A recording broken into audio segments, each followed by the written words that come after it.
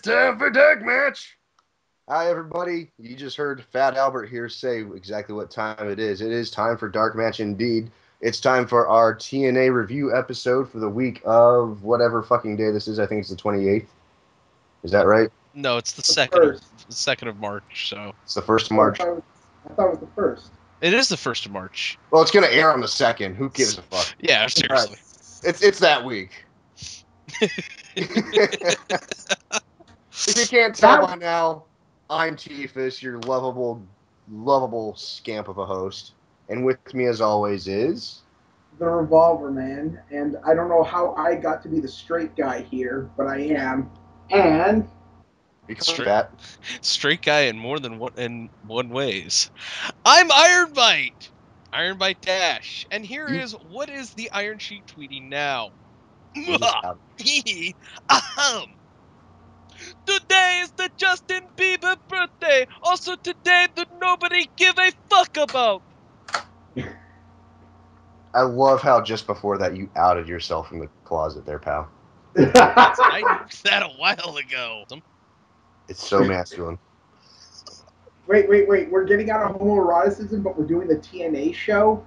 Yeah, technically it's straight because Brooke Hogan's around. No, it's not. She's the manliest person on the screen. Have you seen the chin on that thing? To be fair, my eyes never wander beyond chest level. She could steer a broken down Carnival cruise ship through doldrum waters. With that thing. Just paddle it back and forth. There's some relevancy from DarkMatch for you guys. Yes, it's time for our TNA show, and current events. Oh Lord, speed of current events. That's a pun. Yeah, it really was. I felt like I was wading through a hallway full of raw sewage with this. Oh, it's been so long since I've watched TNA because I'm working at my day job, which is actually a night job. And somebody decided, hey, let's go ahead and put Teefus on the show this week because it's his birthday this week.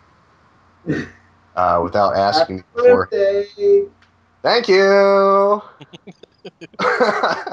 No, seriously, Backlash, thank you for that. I am actually excited to do the show this week. But I had to catch up on what I've been missing in TNA. Oh, good! You got to go through the Aces and Eights shit. Yeah, Wikipedia is my friend. I opened up that page and like, the fuck did Ken Anderson join Aces and Eights? The funniest thing about that is that even though he's part of Aces and Eights, all he still does is complain. Yeah, and say asshole. He bitches.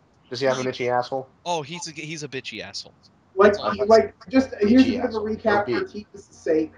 Like in one skit, he had 2 women sitting on his lap. And all he could do was complain about how much he hated Hogan. And Devon had to calm him down. Two women. Oh my God. I mean, these are 2 fairly attractive strippers that they hired for the day. But he's still bitching. So let's start off tonight, TNA with a recap of what happened last week. The entire European tour, well, English tour, I should say. Last week on TNA. The Aces and Eights have beat down Hogan so bad that he's back in the hospital. Again. In other words, they went into Hogan and said boo, and then he broke his knee. It's just an excuse to write him off TV so they can upgrade his back to Windows 7. Because I guess the Windows 98 version that he's running right now isn't up to snuff. Well, no, the 98 version was fine, but then they put ME in there. No, guys, it's Hulk Hogan. He's still running 3.1. Dude, he's still playing Oregon Trail on DOS. No, damn it, brother! You all died of dysentery. Oh, speaking of dysentery, here's Ford the River, Jack. Speaking of dysentery, here's Bully Ray and Brooke Hogan arriving at the arena. Oh, and by the way, guys, did you know this is going to be the last couple of times we're gonna ever see the Impact Zone. At least until this experiment fails on its ass, like the other one did. Yeah, but I'd say this just breaks my heart, but yeah. And really, the only reason they're doing this is because their contract with Universal Studios. It's coming up, so they're like, we can't shell out the money to renew the contract. So, I wonder what's going on with the Carter family. Ooh wee ooh. Oh my Dad, can I have more money? No, dicks. Damn. So, Brooke is unfortunately, she had the choice of getting more money or have her mom come on to do the ending skit to the Claire Lynch angle. Oh god. Let's not. Oh wait, we're gonna have to talk about that later, but that's later on. We'll get to that. Anyways, Brooke is asked by Jason Harvey, the man behind the camera, who talks a lot. Seriously, become an interviewer, dude. You might be graduated into the announcer's booth, like Todd Kenley. I'm gonna get to the announcing for the night later on, but yeah. Brooke is like, Hogan's dad's bad, but he's doing better, but he's still at home. And Blade's like, he's real messed up, real bad, real bad. Let's get inside now. Get inside, Brooke. No, we can't talk to this idiot. I don't want to miss the chicken tacos and catering. God damn it! Last time I did that, Zack Ryder was around. God, why is Zack Ryder around? Well, that's because Zack Ryder takes on catering all over the world. He's training hard. WrestleMania. Oh man, Zack Ryder versus catering. Not only is he your internet champion, he's your catering champion. Yes. So we kick off tonight's His feud with Panera Bread has been legendary. Yes. We kick off this episode of Impact with talking from Bully Ray, which means he doesn't even grab a mic. He just sits in the ring and talks. He's asking Mike today where Taz is, and Taz is like, they got chicken tacos today. I ain't leaving till they're out. Yeah, God damn it. I mean, goddamn, have you ever had the chicken tacos at a TNA catering? This is what happens when you let Qdoba cater your event. Yeah, I know. No one wants to do their fucking job. They just want to sit around and eat tacos all day. Yeah, I know. So Ray is bitching about aces and eights and all that shit, and he wants to kill Devon, but now he's got to talk about Lockdown, and he introduces Jeffrey Nero Hardy. Oh my. Wearing the dumbest face. You know what? I can't even remember what his face paint looks like because it's all retarded. I'm drawing eyes on my eyelids, so if I'm asleep, it looks like I'm awake. I swear to God, he only does that so nobody. That's his trick. It's like putting the cut off ping pong balls on your eyes during class back in the 50s. I mean, it's just. Brooke Hogan has a different trick with ping pong balls.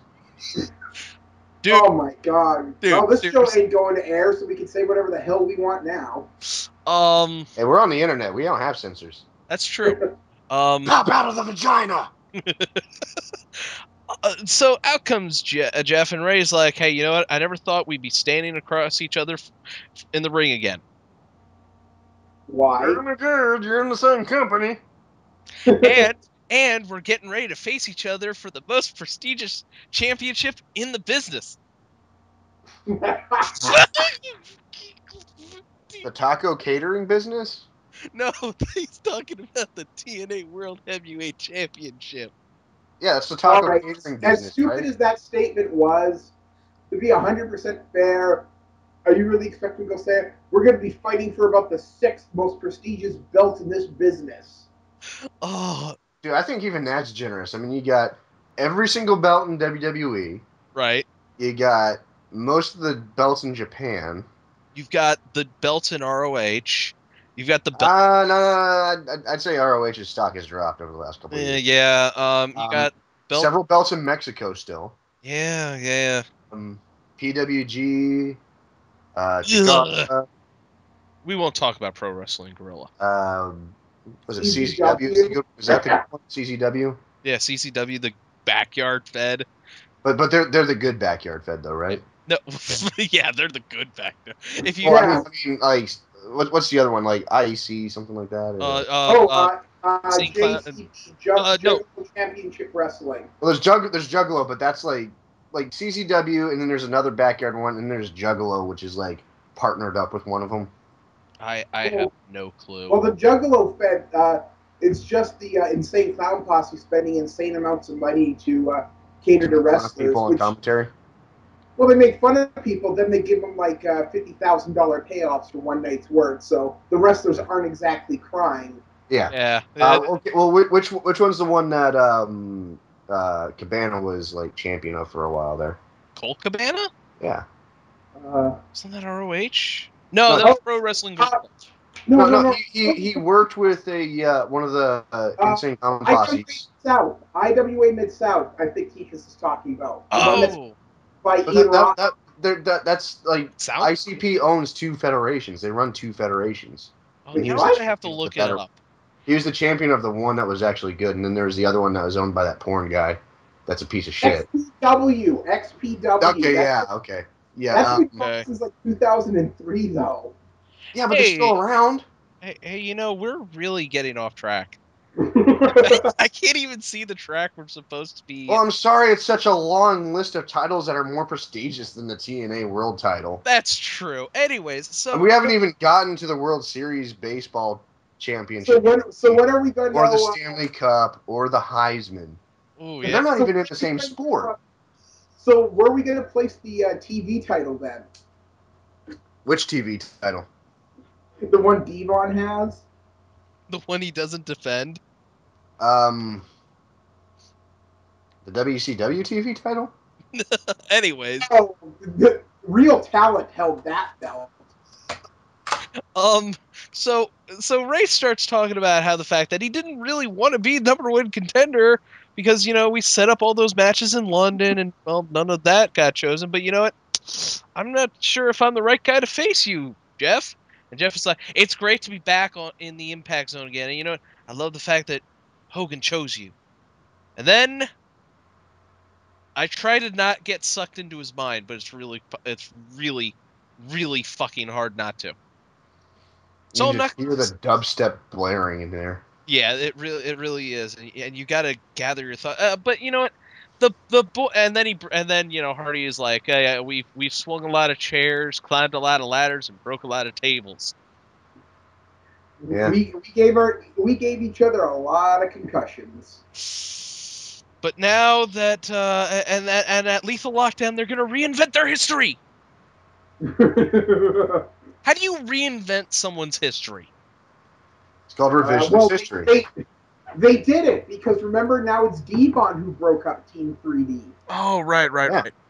So as Hardy offers his hand to Bully Ray and say, "May the best man win," out comes the greatest tag team in TNA, who is not Austin Aries and Robert Roode. It's Bad Influence. Well, okay, I really have to mildly amusing. I have to say something about I shit you not, my girlfriend was watching this part with me before she went to work, and she's looking at Daniels, and she's like, "Is that guy gay?" I'm like, "No, he's just dressed that way to piss off the crowd." Yeah. Well, he's wearing a Spider-Man t-shirt, that sparkly scarf, and drinking that really frou-frou looking drink. It's an Appletini. Yeah, I know that. Yeah. Did she notice his stealth, rude gesture with his hand? No. Oh, that's a shame, because that's like the best thing about it. Anyways, this is something that I've noticed that's been happening a lot on TNA. Even WWE does it sometimes. When the heel starts talking about like how this is bad and they're not wrong at all. Mm-hmm. Right. Like Daniels came out and said basically that the only reason you got that is because you're Hogan's fucking son-in-law now. And where was he wrong on that? He wasn't. He wasn't even wrong when he brought up the fact that Hogan likes to touch Brooke inappropriately. Yeah, and then tweet those and then tweet photos of it. Yeah. But Daniels is just like, and then Daniels is like, the only reason Hardy won is... I'm sorry to cut you off, Ironbite, but I just got to add to that last little bit real quick. Yeah. Hogan, it doesn't make it better if you incorporate it in your show. Oh, yeah. Incorporating shit that happens in real life in a wrestling program? No. It can pay off if you know how to do it well, but given the number of times you've used people's families in backstage interviews, including this show, which we'll get to, and it doesn't pay off, stop doing it. Yeah. Because when you make it part of your character that people think you're a skeevy, pervy bastard about your daughter, people are going to look at you strange. You're not helping yourself. No, not at all. You're not making the situation. You're making yourself an ass. Yeah. Sorry. Go ahead, Ironbite. I will. Daniels gives a reason why he lost to Jeff on free TV in a title match. It was because he had an allergic reaction to Hardy's face paint. I believe they call that a contact high. Yes, they do. So and then it's like, it's clear that you don't want to face us at Lockdown. Now get out of the ring. I've got to give these people permission to worship us. And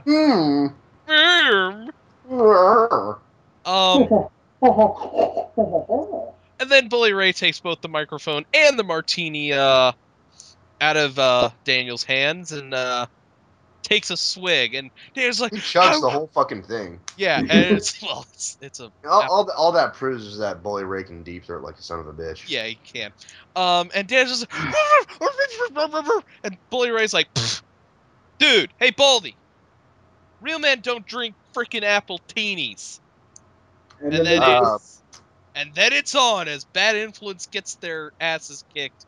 Dr. John Dorian from Scrubs begs to differ. Yes. Also, I would like to say that it was good that Daniels didn't blade off the appletini, unlike somebody who bladed off the beer last year or the year before. Oh my god. Hardest beer. Was that Anderson or Gunner who bladed off? It was Gunner. It was Gunner. Oh. As Kazarian and Daniels are getting out of the ring and running up the ramp, Bully Ray is like, hey, we want a tag team match against you two tonight. And they're like, and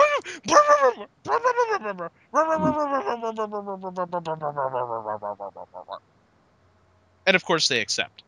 Of course. Hey, wasn't there a general manager or perhaps somebody who could make these types of matches? Well, we'll find out what's happened to him.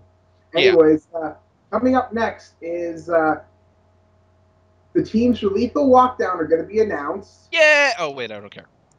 Gut Check has made its triumphant re-debut. With 2 women, and I don't care. And Velvet Sky defends her title against Jobber. Oh, I mean Tara. Yay, boobies! Oh, wait, it's Velvet Sky's boobies! Woo! And credit to Velvet Sky, she no longer looks like an 80-year-old stripper. Yeah, but on the downside, any boobs you look like you could stack books on. Comfortably. I'm sorry, it just... No. I know. I think Velvet may have gotten a little bit of surgery. Again? I think they've just decided that they've replaced the silicone with like contact cement at this point. Oh, I feel sorry. It's almost like when a little kid draws a person, like a real little kid, and they can't really draw. So it looks like this bulby, like blob-looking thing that's just kind of sort of accidentally taking the shape of a human, kind of like a gingerbread man. Yeah. But they want to make it a woman, so they just put 2 C's there, and it's just like things are sticking perfectly horizontal out of the chest. Yeah. Yes. I know where you're going with this, but it's like she was flipping through a magazine, seeing what she wanted done to her chest, and that kind of drawing fell, and she goes, "Perfect." Oh, Velvet. What is Chris Sabin? I wonder what Chris Sabin thinks of this. Oh, I can't fucking ask. How tall is he? They might be the right height for him. He uses them as boosters when he's practicing his X Division shit. He just goes and stands up to her. He's like, I can see the future. Anyways, so after time for another one of those fucking stupid secret backstage things where the camera doesn't know how to stand Guerrilla still. shooting, man. This is the eyes of the audience, man. This is how they see everything. I didn't realize I had Parkinson's then. Yeah, we're going to the back where Sting is talking to Magnus, and Magnus is like, "Look, TNA took a chance on me, man." I can't do a British accent right now. Chip, chip, cheerio. You see, TNA. No. I'll stop. Madness is like, yeah, come on. They took a chance on me when I was green as grass and a kid, but you know what? I'm not a kid anymore. Come on. It means the world to me. Come on. I'm not just Team TNA. I'm Team Sting. And why me? Why the hell not? And Sting is like, he has a point. What that point is? Why the hell not? That's the greatest argument ever. Yeah, why me? Why the hell not? Oh. Hey guys, when I turn 35, I'm gonna run for president, and people are gonna be like, "Why you?" I'll be like, "Why the hell not?" I'm voting for you. I know you are. I don't care I'm what casting your vote for you. I don't know. I don't know what your policies are. I don't know what your stances are. I'm voting for you. And I'll vote for you again when you're 39, and I'll vote for you again as many times as it takes until Teefus is in the White House. Compulsory gun ownership, compulsory military service, compulsory postal service. Everybody's got to be a mailman with a gun in Iraq and Afghanistan. If you vote for me, then every middle-class American will have an abortion in the garage. Woohoo! What? Knockouts title match: Velvet Sky versus Tara with Jesse, and Gail Kim is on commentary because they still haven't found Taz. Oh my god, she had the fucking lamest goddamn commentary too. Well, okay. She doesn't give a fuck anymore. Yeah, no, she doesn't. Gail Kim, left the WWE because she didn't give a fuck. She came back to TNA like she thought, well, this is where they're going to worship me. I'm the Knockouts Tag Team Champion. And they haven't made me defend this belt. She's not the champion. Is she? No, wait a second. Is Eric Young still? Eric Young and ODB are still the tag. Oh my if that's god! Still activated. When's the last time they even had those titles featured on anything? Eric Young was even on TNA. Exactly. It takes a while to catch a fish, man. I know it does, especially when you're using nylons. Yeah. Follow his fucking Twitter. It's the funniest thing ever. Swear to God. If you're using them as a net, that'd actually be a pretty effective way to catch every goddamn thing in the fucking pond. That's true. It depends on whose nylons you lifted. Except for water. Well, ODBs, naturally. Yeah. Come on, you're gonna grab the biggest shit you can. So, about this match, it happened. That's all I can say. I don't remember anything. But it was lousy.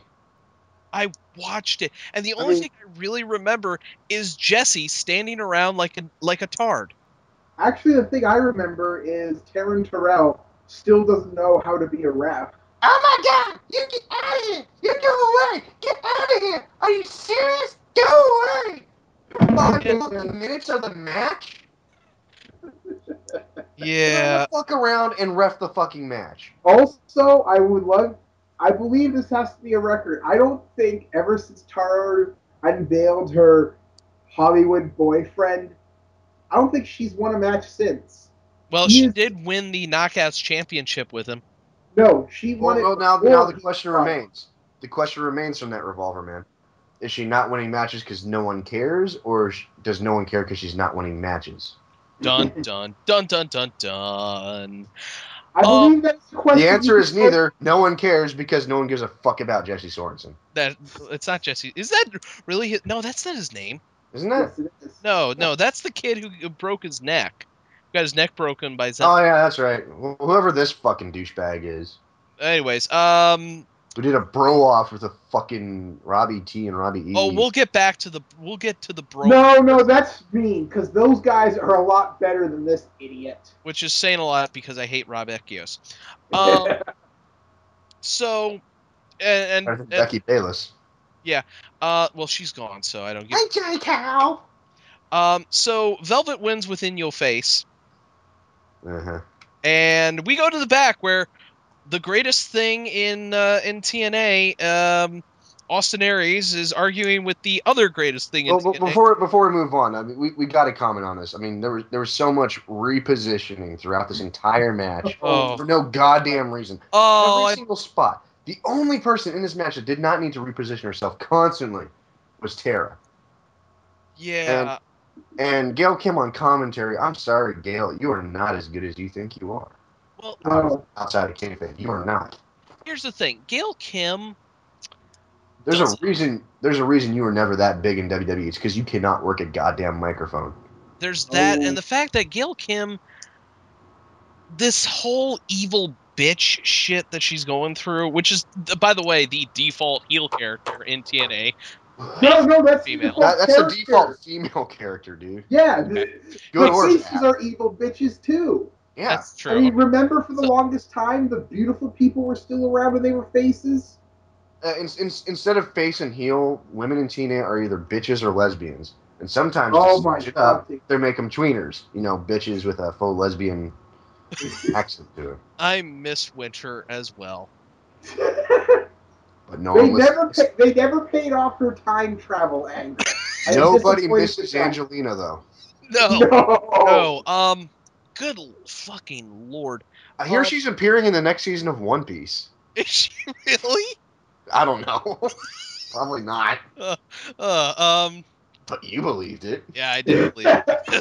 That's something I think that manga. Two-dimensional pirate hooker? Soul. I write it. Let me do some sketches of you. Anyways, Wow, this has been TNA. If you guys have forgotten that. It's the first season of One Piece that's going to be rendered in 3D, but she doesn't translate well. So, you know what? Okay, fuck it. Gail Kim does not work as an evil bitch. She's just too nice. Sort of. I mean, she's got all the evil she can handle with Robert Irvine. I don't even think that's it. I don't think she's too nice. I just don't think she has a good character. Well, there's that. By the way, what is her? She can't portray a character. She's an athlete. There's no doubt about it. She's an athlete. Yeah, she's an athlete. What's her character? She can wrestle a hell of a match, but I don't think she knows psychology of a match very well. And I don't think she can clearly not work a microphone. She clearly cannot pull a character off. Right. Well, remember when she got big? It was A, with Awesome Kong, and B, there was no words needed to be spoken because that was such a basic storyline. Yeah. Exactly. Let's see. In her first WWE run, the only words I ever remember her uttering was a fucking joke about how when she slept with Bischoff to get a special favor for her and some other woman, he couldn't make her come. That was the only thing I remember her saying. Wow. That was something Bischoff wrote too. Yeah. Wow. Which, props to Bischoff. Hey, no, he didn't write that because he wasn't a writer in WWE. He was nothing but an on-screen character. Oh, really? No, the thing is with Bischoff, judging, like, this is all rumors, so take it with a grain of salt, but apparently he really has a fetish for cuckolding. Does he really? Yes. That explains so much of what's going on with Aces and Eights. I did not need to know that! And there's your new recurring joke for DarkMatch, ladies and gentlemen. Anytime we say something that's that far out there, you will hear Backlash chime in with... I did not need to know that. You didn't do it right. I can't scream again. I just got yelled at. Okay. Not my problem. So let's move on to, like I said before, the most awesome thing in TNA, arguing with the other most awesome thing in TNA. Which one is the most awesome thing? Well, you'll have to figure that out for yourself. And the thing is, with both of these awesome things, I'm just like... They could be doing so much more with them, but they're not. I don't even think in WWE they could be doing a whole lot with Austin Aries. Well, the thing is, Austin Aries is a poor man's CM Punk.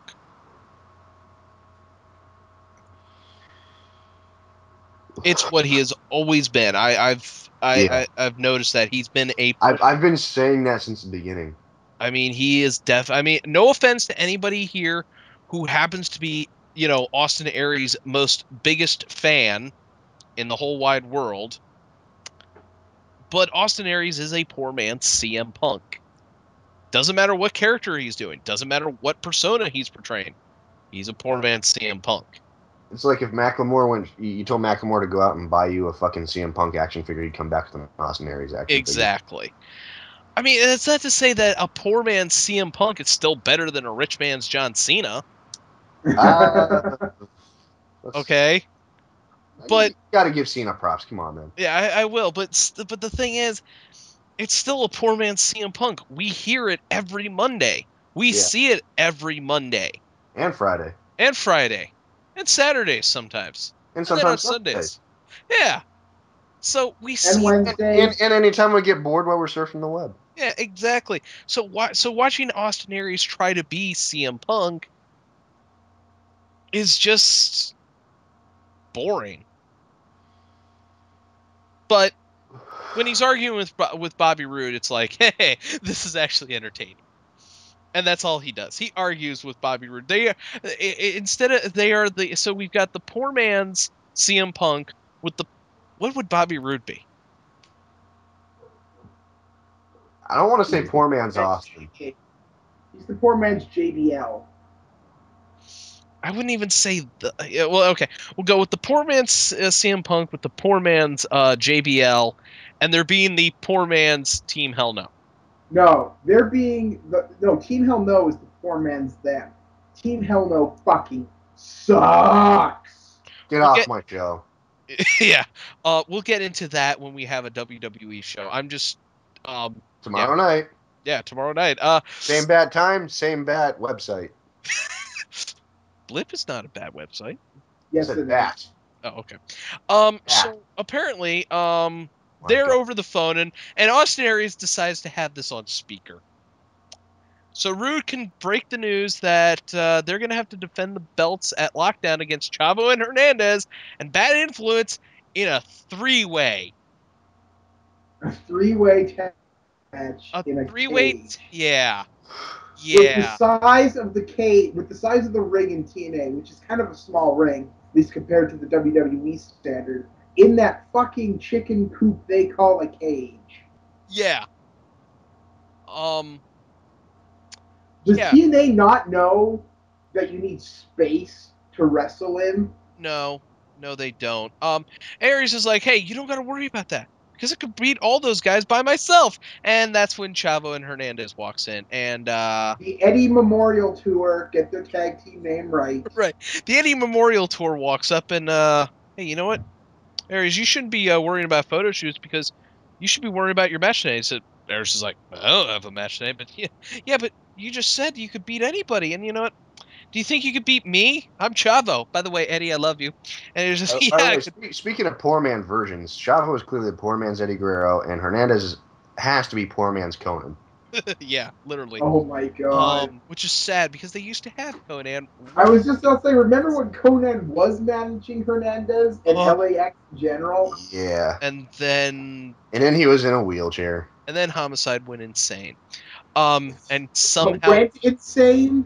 And somehow Homicide got himself disqualified in a fucking Thunderdome match.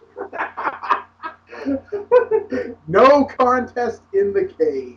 I don't understand that. Wasn't that the one where they couldn't even get out of the fucking cage? Yes, because they kept tiring out before they could reach the hole. So they're like, fuck it, Homicide, here's a billy club, go nuts. Okay. And then Jeff Hardy showed up and killed the Homicide with an unprotected chair shot to the head. Wow, Jeff Hardy giving unprotected chair shots to the head? Fucking news. And then Chavo's like, so Eric's like, I could beat you, Eddie Guerrero, poor man. I don't know where they came from. And Chavo's like, yeah, your match is with Hernandez. Bye. And wow, Chavo, way to bury yourself. Yeah, I know you could beat me, but you can't beat my fucking big guy. I'm only successful because of other people's work. Yeah, basically. That says everything about Chavo Guerrero. He could be a politician in Chicago. He could. He could be the president of the... No. No. Actually, he's got a more legit shot. I mean, he was born in El Paso. No, we're not. No, we're not going there. We do not need that crap. Save it for the next show. We're not trying to get Glenn back on our show. So go to commercial break, and we have the actual main event right now. No, you missed something. Oh, right. I'm sorry. Never mind. Kenny King is in the. I'm sorry. I skipped a match. You skipped a lot. Holy. Yeah, I tried to skip to the main goddamn event. Yeah, I did. Because now we've got Kenny King saying he is the X Division. I am the X Division. I'm Kenny King. And then he goes to RVD, who it's the poor man's Biggie Langston. RVD. Did you the poor man's Jack Swagger. Hi-oh! Oh, speaking of Jack Swagger, RVD, you might not be able to tell, and I can only tell this after it was pointed out to me, he was making an apple bomb on TV in front of the camera. What? Yeah. He was making an apple bomb. I'm glad somebody else caught that. Look, I know things are... I know things are... We're getting to the point where marijuana use is getting more widespread, and it's looking like that... It's not any more widespread, it's just less taboo. Yeah, it's getting more or less like you said, less taboo, and it's going the way of cigarettes and alcohol, where it's legal, but you can only imbibe so much. It's still fucking illegal! You think RVD gives a fuck? No, but it's still fucking illegal. Anyways, King is like, hey, can you beat me 3 times? And what? Huh? What? What's 3 again? 3? Well, you know what? Hey, I'm challenging you for the X Division Championship, and if you win, I don't get any more shots at the belt. No, he didn't say that. RVD said that. Right. Yeah, RVD said it doesn't matter how many times I beat you, man. Yeah, I'm the whole effing show. But the whole point of like fucking this style of competition that wrestling is always trying to emulate is that it doesn't matter how many times someone is the #1 contender to a belt, as long as they keep beating everyone else, they keep getting shots at the belt until they win it or someone else beats them. That's pretty much it. That's kind of how it works. It gets boring, so, in wrestling, they spice it up. Even in boxing, they spice it up by saying, okay, end of the line. Let's get the next guy up here. But you can go either way. Pretty much. So, anyways, King agrees to the fact that, if he loses to RVD one more time, he doesn't get any more shots at the belt. The AJ Styles ploy. We'll get to AJ in a little bit, by the way. And most of the time when, like 9 out of 10 times, how a stipulation like this forces a match to go. But that 1 out of 10 times you get the AJ Styles situation. But this is one of those other 9 times where... Yeah. No, as soon as they name that stipulation, you're like, oh, fuck. Yeah. No, I didn't for a second. I did not believe that Kenny... Well, okay, spoilers. Kenny King actually wins, and I did not expect that. I was like, this is RVD. Did you say spoilers? Yes, I said spoilers. On a show that's already aired, and we're recapping. Yes, I did. Okay, just checking. Hey, guys. Spoilers. What? Commercial break.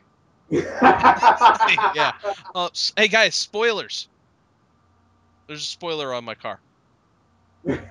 You don't own a car. I do too. I owned a Dude, the little like cart thing to load bags on the airplane doesn't count. I don't load bags anymore. I do commissary. You do commentary? Commissary. I know. He puts the peanuts on the plane. Actually, that is not far off. Although we don't have any more peanuts anymore. Pretzels? Yeah, because you get sick. No, not even. Well, we've got a mix with the. Anyway, so A Double versus Supermax. They're still hyping that. What snacks are on your flight? That's a more interesting topic. Well, let's see. You can get Coke products. We got Coke, Diet Coke, Coke Zero, Sprite Zero, Seagram's seltzer water, tonic water, and ginger ale. I do the tonic water I barely give out because it's just for gin and tonics.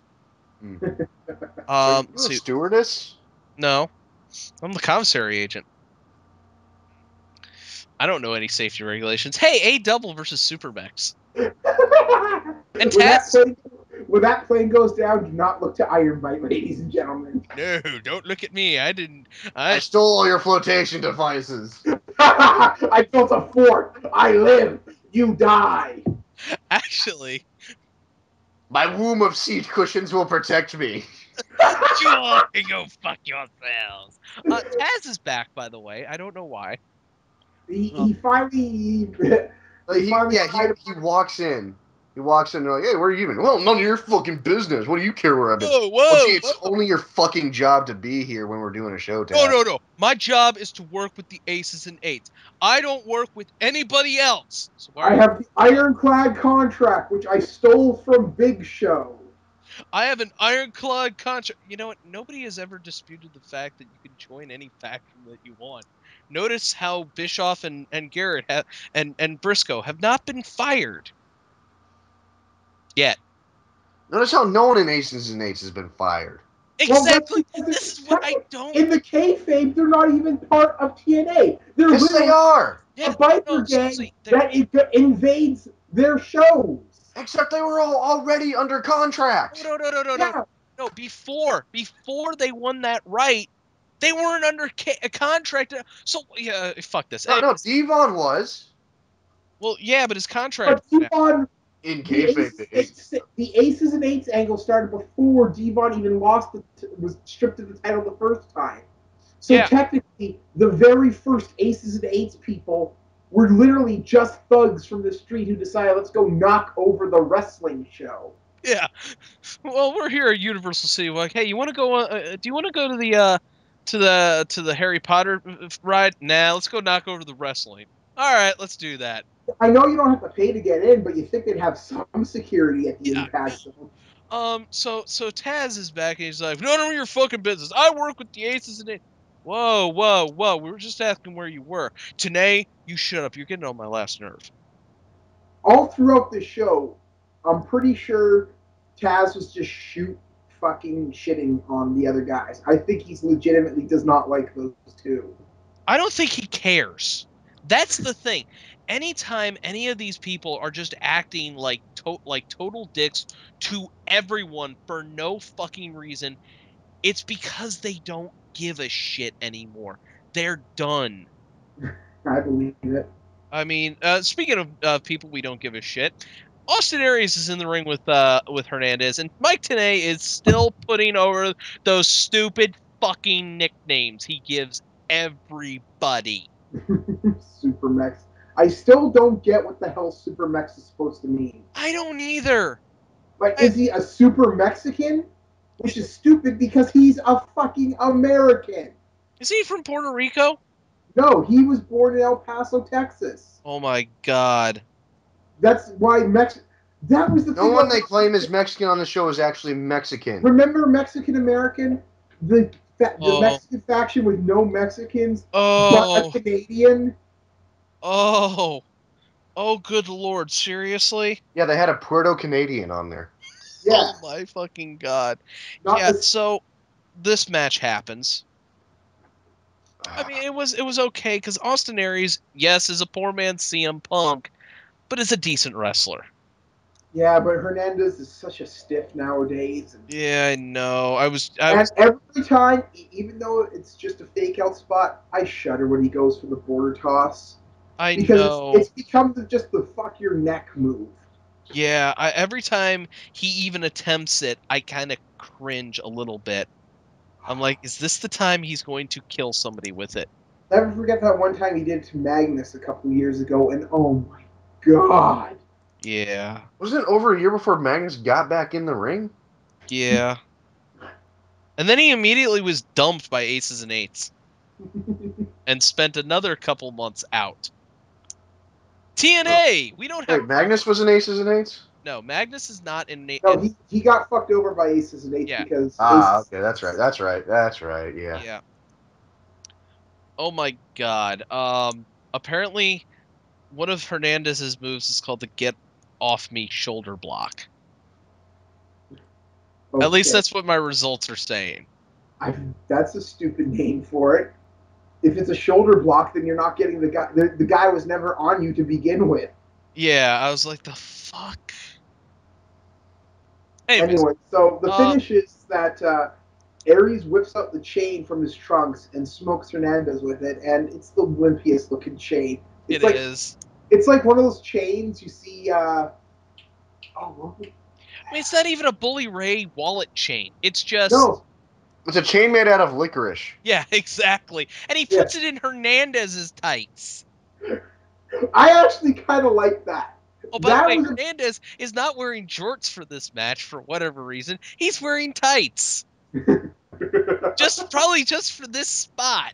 Yeah, I wouldn't be surprised if it was only for this spot. So yeah, he eats a fistful of chain, goes down like a rock, and Ares picks up the win. Mm-hmm. So we go to the back where Sting is talking to the greatest thing to hit wrestling since Trish Stratus once almost lost her top. It's Joseph Park, and he's eating some ribs. And now he knows what a rib is, which I thought they were going to transition into Sting spiking his ribs like laxative as a joke, but that didn't end up happening, which kind of made me sad. Yeah. No, but Park wants in on Team Sting. But Sting is like, Sting looks up and sees someone walk by the door and is like, kayfabe fab those rings, and walks away. Because out in the back, out there, is Matt Morgan, and Sting is trying to recruit him. But Morgan's like, did Hogan put you up to this? Hogan's not here. Did Hogan put you up to this? Fuck you, Sting, I'm trying to get some goddamn tacos. What the fuck was the point of this? As we'll see, this leads to nothing. Unless this is going to make Matt Morgan the next member of Aces and Eights. Not exactly sure you're... Now, Morgan's been in a perpetual feud with Hogan ever since he was kicked out of Immortal. That's right. For whatever, God knows whatever reason. They just said, like, basically, fuck you, Morgan. We don't like you. And it's like, and then they turned Hogan face, so Morgan was automatically turned heel, and then Morgan. Then they ran out of TV dates on Morgan's contract, so he just started fucking people up at house shows, but they couldn't show it; they could just tell you it. And then Morgan teamed up with that porn star that somehow time traveled from the 70s to Joey Ryan. That's what that fucker's name is. Where is he, by the way? Where is his angle is done? He's fucking gone.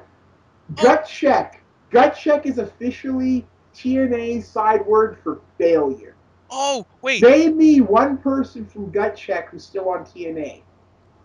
So they're tough enough. Yeah, basically. No, because John Morrison actually hung out for a little time after Tough Enough. No, John Morrison hung out so long he was almost WWE champion, and then Melina opened her fucking mouth. And her legs. I don't think it was Melina opening her mouth once that was the problem. Yeah, it's the fact that she never closed her mouth. Yeah, or her legs. Or her legs, but or her ass cheeks. Or her tits. Or let's stop sexually harassing people. Or claim that people sexually hurt. You know what? Fuck this. This has turned weird. Matt Morgan basically tells Sting to go fuck off because, you know, he hangs with Hogan. So Matt Morgan, we got to keep putting him on TV despite the fact that he hasn't gone over in, 5 years? He hasn't done shit. I mean, even when he was back in the WWE... Morgan. Okay, to be fair to Matt Morgan, could anybody have gotten that gimmick over? No, and the fact that I think that Matt Morgan's greatest thing was F5ing Big Show after Lesnar left. Yeah, they wanted to give him the F5, but then they were like, "Yeah, this ain't gonna work. This ain't gonna work out, Matt. Bye." And because Cornette thought so highly of him back when Cornette still had power in TNA.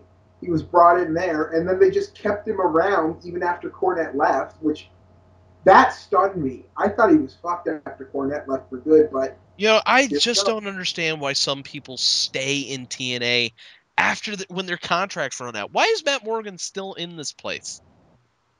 Why is Jeff Hart? Well, most recently, it's because of that fucking lawsuit. Well, yeah, that lawsuit. Because Matt Morgan wanted to go back to WWE. So did No.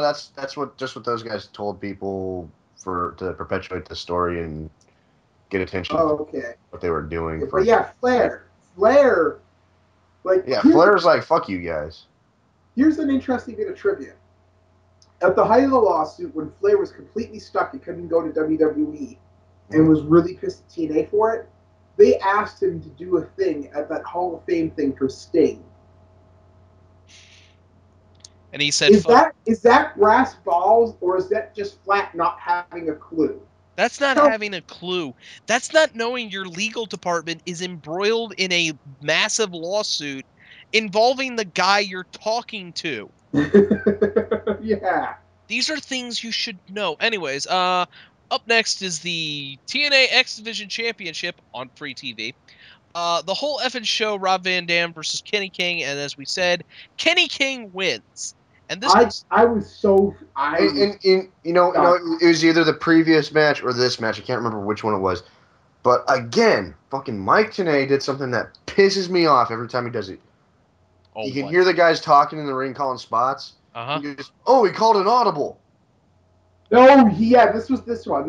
Oh, seriously? Because I too like Tenay out. This is far from the first time he's done. He does it all the goddamn time. Oh my God, it's like Mike, you're not supposed to draw attention to that kind of shit. I'm not? Oh, I'm sorry. Hey, he called an audible! An audible is when, like, a team sets up for a play, like, calls a play to do on the field, and all of a sudden, at the last minute, the team captain decides to change it up and calls a fucking different play. That's an audible. Yeah. When it's a one-on-one situation and you hear a wrestler yell something to another wrestler, that's a fucking... Hold on a second. There we go. That's a fucking botch. And that was a cell phone. But yes, everybody... Oh, that was my computer. Oh, was it? Oh. Okay. Yeah. For those of you that don't know, I'm working on an old computer tonight because my good computer decided to shit itself with that last Adobe update. Fuck you, Flash.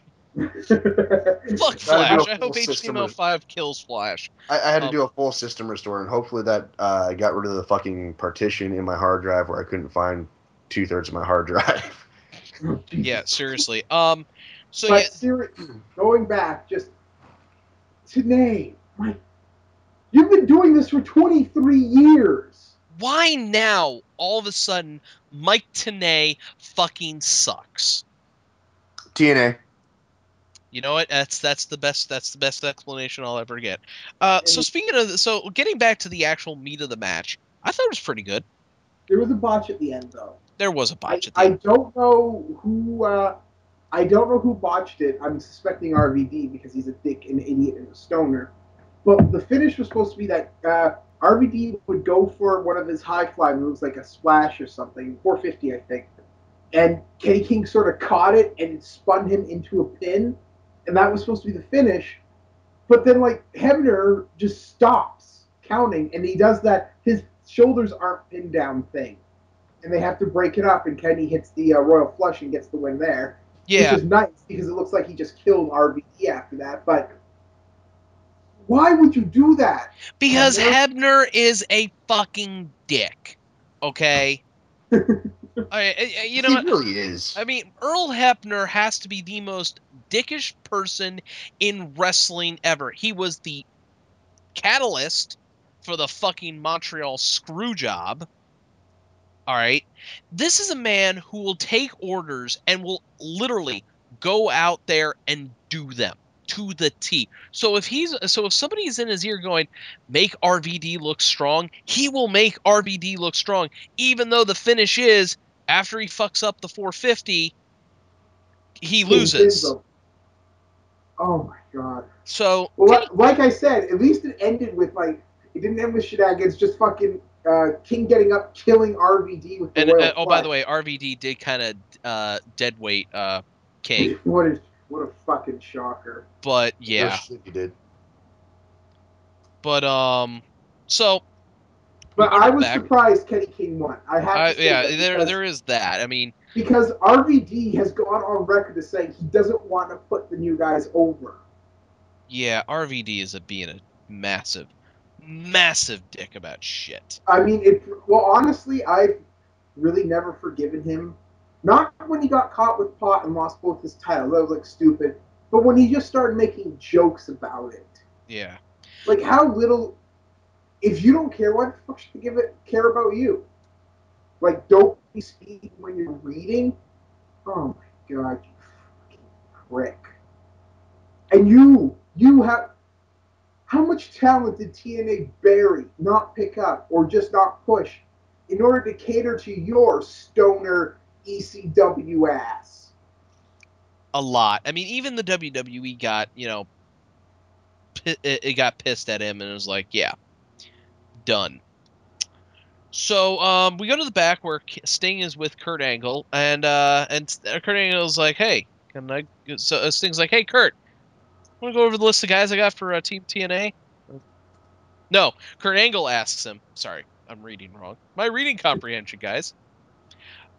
Sting's like, okay, well, here's my list. What do you think? And twirls his hair, and Kurt's like, the fuck are you doing? And he's like, desperate times call for desperate measures.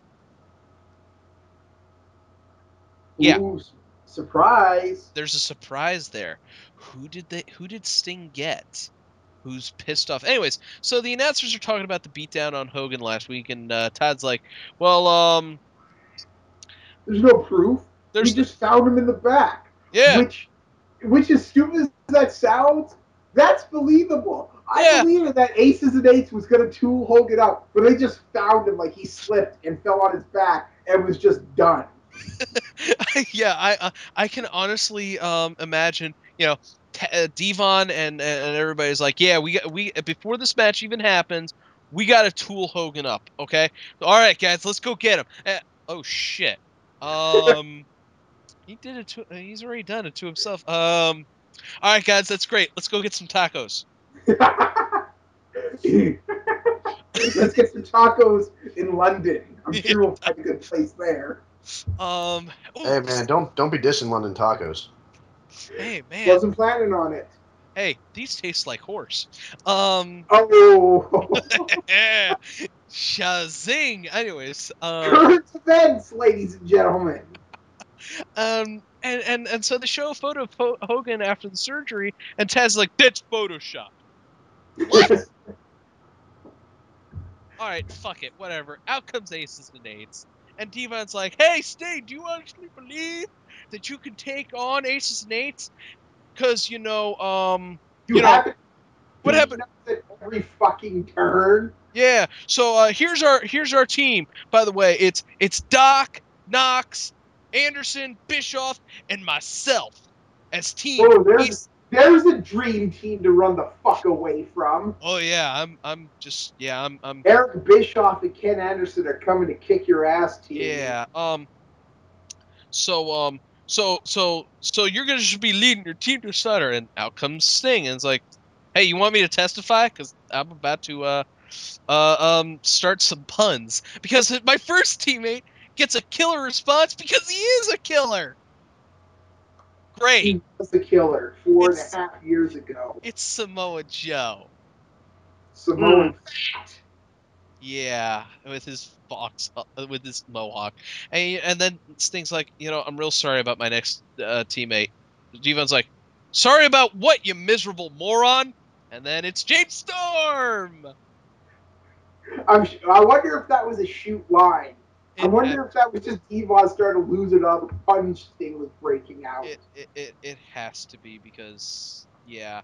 And then it's like, and then Sting's like, the next member of Team TNA is making his return to the Impact Zone. It's Magnus. And the final member is someone that Aces and Eights put out as well, and it's showtime. Anderson is like, well, that's neat. You keep saying your catchphrase, but who the hell is your partner? It's showtime. And out comes Eric Young. No, they milked it way more than that. And I'm just sitting there going, are you fucking kidding me? Yeah, it's showtime. Yeah, I know it's showtime. That's they did that like 4 or 5 times. Who's on first? What's on second? I don't know who's on third. It's showtime. Yeah. So Eric Young comes named so you see Showtime Eric Young. Yeah, Eric Young is like strutting in the ring like. When you're asking who, and someone happens to have what that guy's saying as the response to who as their nickname, is your default response going to be, "Oh, that's your catchphrase"? No, but then again, I'm not an idiot like Anderson. Yeah, that was Anderson saying that, Teefus. Oh, still, God, it's just so bad. Like, I know. You're not But I supposed will to. I want to give this something positive because Eric Young, when he walked into the ring, he was strutting like he was going to kill some motherfuckers. He looked good. Yeah, Eric Young. In case nobody watches Discovery, and you should. Eric Young has this fishing show. It's called Off the Hook, and it literally is off the fucking hook. Eric Young is insane, and it's awesome. And he's an insane fisherman. And not insane in that he fishes dangerous fish. No, he's just literally insane in a boat, and it's awesome. Yeah, and I've caught a couple episodes just because I'm like, and it doesn't give me any enthusiasm for fishing per se. It's just Eric Young going out there with professional fisherman mind, and going, well, what happens if I do this? Does that and comes up with a fish, and they're like, huh, that was actually kind of cool. Why the fuck Eric Young would come back to TNA at this point? Because I don't know. I don't know. Honestly, Discovery's got to be paying him better. He's clearly having more fun doing this fishing show. He's not having to deal with fuckwits like Hogan or Hardy or anybody else in the back.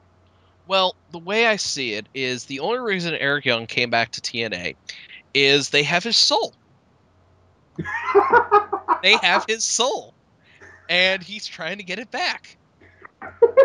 Because that's the only reason I think that. Oh wait, yeah, you're right. The show is on Animal Planet. Fuck, Discovery, Animal Planet.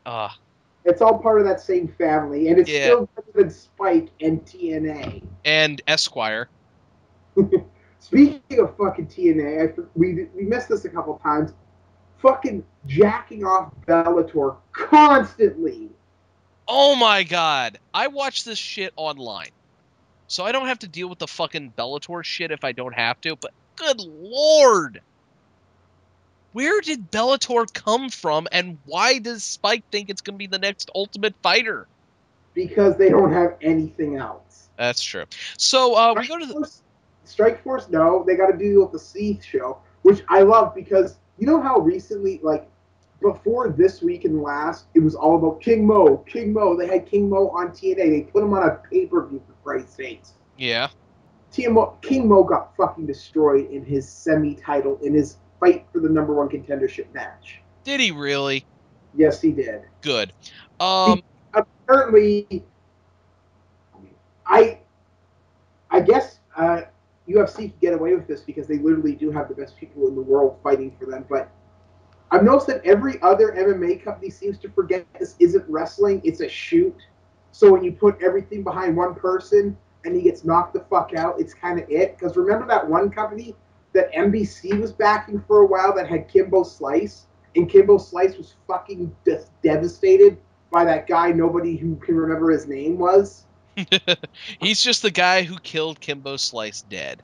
Yes. Well, they fucked up because all they did to hype Kimbo Slice was like have him beat the crap out of guys off the street. Pretty much. So we go to the back, getting back on topic, where we check out the two gut check contestants, and they're both girls.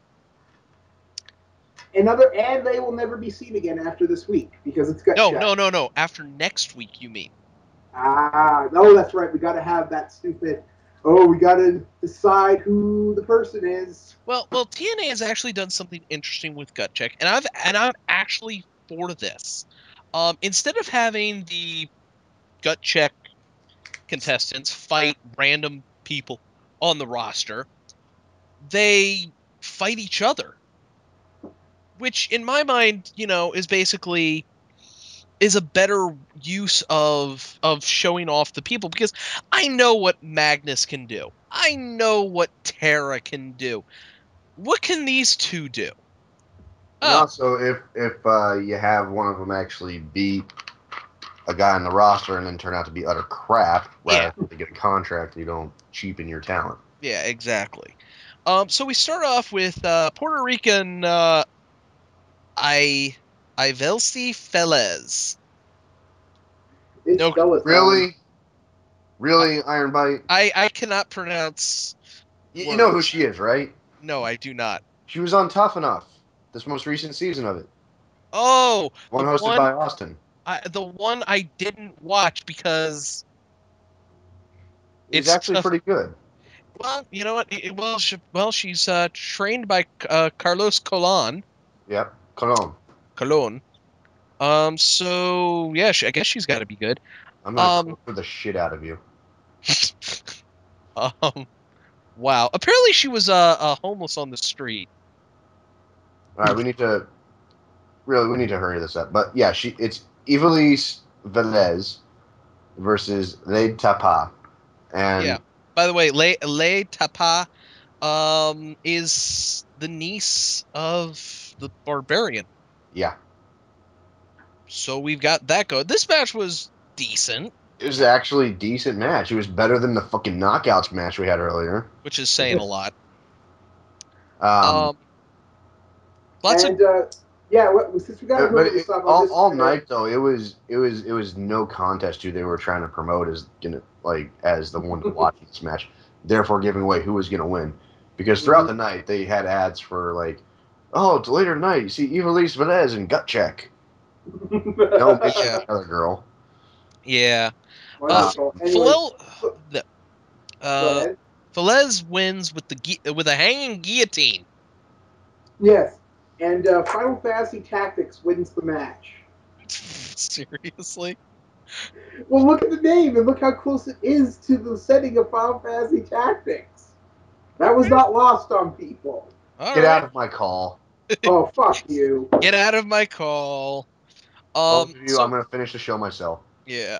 So we go to the back where Austin Aries approaches Hardy and he wants to let him know that, hey, I'm pulling for you because last time we met, you were the golden child and had Hogan in your back pocket. Now Ray does, but I'm gonna pull for you. This was weird. And Hardy's just like, get the fuck out of here. I'm Austin Aries. So now we get to see what AJ Styles has been doing. Oh my God, talk about bad AJ Storm, because this is an exact repeat of the James Storm angle. Bad acting from the family and friend. Oh my bad God. Shooting, bad editing, bad everything. Then you know what the highlight was? What? AJ Styles is still maintaining his completely stop giving a fuck hairstyle. Yeah, now he's got a beard. I'll admit, I swear to God, that hairstyle is so disheveled and uncared for that it must take him hours to get it to that level. You know what though? Focusing on what was actually said in this segment, way to make your husband sound like an absolute douche. When we met back in high school, he was a bully. Seriously? Yeah. Oh, I didn't. I barely paid attention. I zipped through this when I was watching it today. And now she's doubting his faithfulness because of the Claire Lynch thing when he was vindicated of all wrongdoing. When he was raped. Yes, yeah. He was fucking raped. Let us not forget. TNA implied AJ Styles was fucking raped and drugged. Yeah. And they're interviewing his wife and his quote unquote best friend, and I don't doubt that that's who this actually is because they were fucking horrible. Yeah, they really were. And then at the very end, AJ comes in. Well, no. Partway through it, his wife is like, "I can't do this. This is too personal," and she said it so flatly without any emotion whatsoever. Oh, I noticed that right away. It was like. She's talking I can't continue this. There's no emotion on her face. It's like she's reading a goddamn cue card. Probably was. And then after that, AJ pulls up and is like, "You guys just don't get it." He walks in and he's like, oh, we're doing this again? Okay, well, I'm leaving. Fuck you. And gets on... Yeah, which I don't get. Why did he just tell them to leave his property rather than, like... leaving? Yeah, because he obviously came home to, like, do something. Like sleep, eat, or whatever. But no, he's got... Yeah, could have well been shaving. Could have well been combing his home. Could have been having a shower. But he gets on his bike and he speeds out of his driveway and turns right and then slowly drives behind his car and then speeds off in the distance. It's like, seriously? It was very awkward. Hey, does anybody care about the drama between the Robbies? No. That's what I thought. Moving on. Aries goes to the back and approaches Bully Ray and is like, "Hey, I'm pulling for you." I like that. I honestly like that because it's really portraying Austin Aries as kind of a slime ball, which works for him. You know what? Fuck it. I don't care. Austin Aries, good lord, dude, keep it up. I know you're the poor man's CM Punk, but when you're not doing that, you're kind of funny. And the gist of this is Ray is like, "Hey, you've got the tag team belts. Enjoy it because that's all you're going to have. Because I'm going to be wearing the World Heavyweight title." Yeah. Keep telling yourself that, Bully. Maybe Hogan's feeding you the same line. Yeah. Anyway, so Aries says that, all right, he's going to go and say hi to Brooke for me. Wise ass. So when we come back from commercial break, Kurt Angle has found the Aces and Eights clubhouse. Oh my fucking! As he walks, which is on Universal property. How the fuck have you not missed this? The clubhouse is like 5 minutes out your fucking door. I really wished. Which way did they go? Which I was kind of hoping this would harken back to WCW, the Finger Poke of Doom night when it was revealed that Goldberg was stuck at a police station. He had to get back in time for the main event, and it was accidentally revealed that the police station was just across from the stadium. I was really hoping that you'd be able to see the impact zone from wherever they were filming. No, what I was wondering for is as Angle looks at the posted no trespassing sign, he looks up at the Aces and Eights clubhouse. He then turns around and we pan back, and that's our building. They've been here the whole time. How did we miss this? That's how they got in here. They never left. How the hell did we... That's how they got in here. They were in the same building. This is the same building. How did we miss this? They probably came back from Sturgis one day and like, hey, who the fuck are these squatters wearing tights? I would love if the angle ended up that Aces and Eights actually was the legit owners of the Impact Zone and TNA just moved in. Yeah, that would be actually be kind of perfect for them going on the road here in a couple of weeks. Oh yeah, Aces and Eights literally takes back their own clubhouse, so they have to tour. Yeah. So the main event is Bad Influence versus Jeff Hardy and Bully Ray. Who do you think seriously gonna win? The Golden Child and the World Champion versus the Comedy Tag Team Jobbers. Well, the Comedy Tag Team Jobbers, obviously. Obviously. No, Bad Influence loses this, and Bully... Way to ruin it for me. Oh, I'm sorry. Spoilers! Man, I had that DVR too, you ass. Yeah, and Bully Ray and Jeff Hardy, like they're still they just broke up with their respective partners, and are now teaming with each other because they worked perfectly. Mm-hmm. They worked perfectly together, like they've been doing this for years. Yeah. So, after that match happened, Kurt Angle has invaded the Aces and Eights clubhouse and is laying people out with a pipe. And as he walks into this big room, there's a big guy, like super big, and he's just standing there. And it's like, that big to me. Well, he looked a certain size, and Angle's compared to him. He was a big dude. Yeah, he was a big dude, and Angle's like, "Who the hell are you?" And then they start trading blows. Okay, and then finally, Kurt Angle's able to pull the mask off and is like, "Holy shit! How could you?" Before he's taken out and killed. They show and that guy that he knocked out is only the vice president. No, that's not the vice president. That's what it's. Yeah, that's who it was. Oh, was the that's the vice president? Yeah. Oh, then who could it be? Who could it be? Because it's not Joseph Park. Nope. Clearly not Joseph Park. It has to be Abyss. Fuck. I hear. Are they really gonna fucking try to swerve us and have the Abyss versus Joseph Park match down the road? Because that'd be fucking hilarious. That would be Joseph Park wrestling. Unless they like do the whole hog because they love Joseph. They love. I can't remember his real name, but they love the guy who's doing Joseph Park. I wish I could remember. Christopher Park. Christopher Park doing Joseph Park so much. They hire a new wrestler to play Abyss, and we have the fake Abyss. Oh, they're ripping off everything else from the WWE. Why not that? Aces and Eights runs back in and kills Angle, not caring about the fucking cameraman he dragged with him though. I noticed. Yeah. Yeah.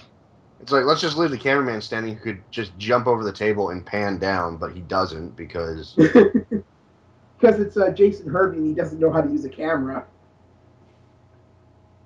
Yeah. I mean, seriously, and my God, talk about the Aces and Eights problem. If you want to see a problem with that angle, look no further than Taz, because all goddamn night since he joined commentary, he's been like, "Oh yeah, this guy's great. This guy's a really talented guy." And all of a sudden, "Oh, Aces and Eights is great. Everyone else sucks." Oh, this guy's coming out. I like this guy. He's real good. Look at how he does it. Great athletic move by. Oh, Aces and Eights. Heel commentary. Neutral commentary. It's like, dude, if you're going to be a heel commentator, be a fucking heel commentator. Yeah. One of the producers, I believe that he cares so little that he's just going through his motions, and he always says that a producer in the back has got to keep screaming in his ear, "You're the heel Aces and Eights guy!" Yeah, And yeah, that's probably what his response is. And then he remembers, oh yeah, I'm supposed to be the heel. Fuck him. No, I guarantee you what it is. They're like, be a heel commentator, but don't run down any of the guys because we don't want to make them look bad. You're serious. I guarantee that's what it is. If isn't Vince... Isn't that the thing that they do in WWE now, that they don't like heel commentators? No, well, first off... But they don't have any heel commentators in WWE now. Michael Cole kind of killed that when he went... Yeah, he got beat by Jerry Lawler enough times he kind of gave up on it. He's like, okay, and Vince finally figured out that, having a heel commentator is nice if we actually had heels. And since we don't have heels... Shut up, Ironbite. But if this was WWE and Vince McMahon was in the back on the headset screaming at Taz to be the heel commentator, well, Taz would do what Mick Foley did and quit. But actually, that's what Taz did the first time. That's what he did the first time. What the fuck am I talking about? I have no clue anymore. I'm tired. But I mean, good God, fucking commit. If you're gonna do it, commit. Yeah. At least when WWE does it, even if people don't like it, they do a very seamless transition. It's just like they actually kind of played it off as, oh, Michael Cole is humbled now, so he's a much more tolerable person. They didn't do it overnight. Yeah, and they didn't. I mean, if you're gonna have a sudden reveal, okay, that's one thing to have a sudden transition, but still have them transition. Don't just be like, I'm a bad guy now, but look how great I'm talking about everybody I'm supposed to hate. I don't want to find God's match for me. But no, you're completely right in everything you've said, because what else is the point if you're not going to commit? What's the point? There is none.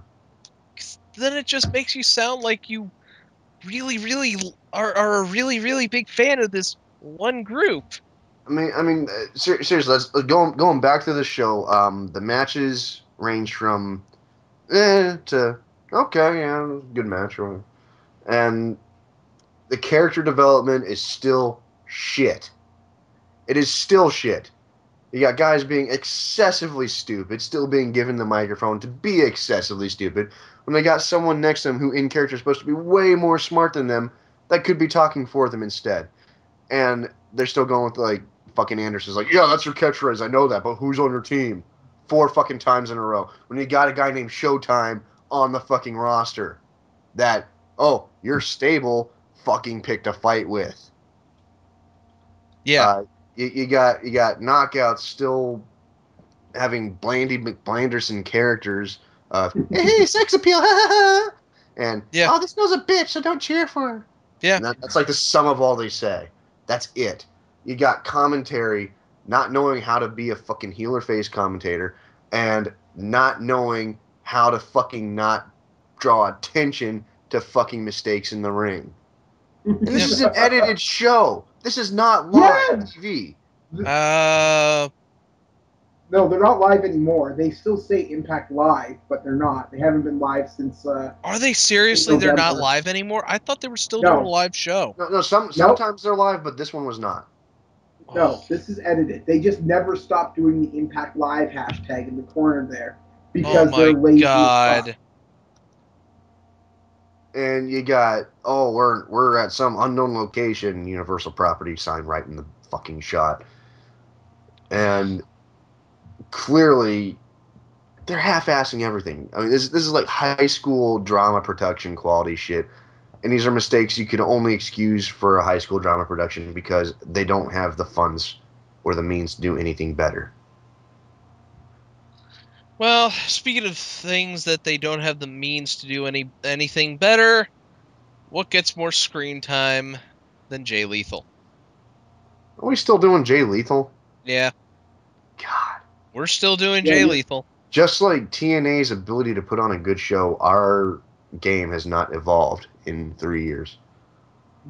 Gets more screen time than Jay Lethal. Bazinga! All right. Oh, that was great. That was fucking great. I don't know. Can we even match that? I'm sure we can. That's another thing. Why did fucking Anderson stop bleaching his hair to be a fucking member of Aces and Eights? I don't know. Maybe he can't. I'm a biker now, so I'm gonna have dark hair and have some stubble. He must have gotten tips from Hollywood Hogan. Yeah. The Universal Studio theme park gets more screen time than Jay Lethal.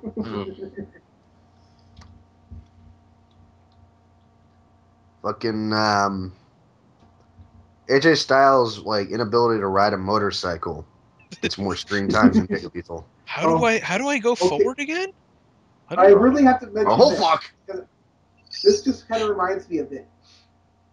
Ever since Bischoff has taken over, have you noticed that there's always seems to be motorcycles around now? Whether it's James Storm, now it's everybody's always getting around on motorcycles. Aces and Eights is a biker gang. You really think it's Bischoff's was biker gang-ish back in the day? It's his biker fetish. Oh, it's just completely on 100%. He doesn't have a biker fetish. It's just how he justifies his fucking assless chaps fetish. Yeah. Honestly, if you're gonna write Sons of Anarchy fan fiction, just submit it to fanfiction.net. Oh my god. That's still around, by the way. Don't fucking make a TV show out of it. What, Sons of Anarchy or fanfiction.net? You still got Garrett Bischoff jumping around there like he's actually done something. Yeah. Oh my god. Hey, I guess fucking 50s greaser-looking motherfucker. Deuce and Domino did it better. I know, and they had Cherry. Yes. And really, all they were doing was imitating Dice Clay without the profanity. Exactly. So, plug time. Don't forget to subscribe to us on Blip TV or YouTube to keep up to date with all our videos. You can also like us on Facebook. Don't forget to follow us on Twitter at DarkMatch Wrestling and our individual Twitters as well, as they're coming up on screen, except for Jingus, because, well, I'm going to run this joke into the ground. Don't forget to check out TRE Productions, where all our videos plus lots of other great stuff is hosted. We're also an RVT in the community section for now. And last, and certainly not least, visit us at the Spoonie Experiment forums, where you can stare at Teefus' massive wang. It is beautiful. It is. It really is. So that's the dark match for TNA Impact for February 28th. And the week of March 2nd. I'm Ironbite. I'm Teefus. I'm the Revolverman. And good night. Good luck. Somebody play the theme song. Get out of the danger zone.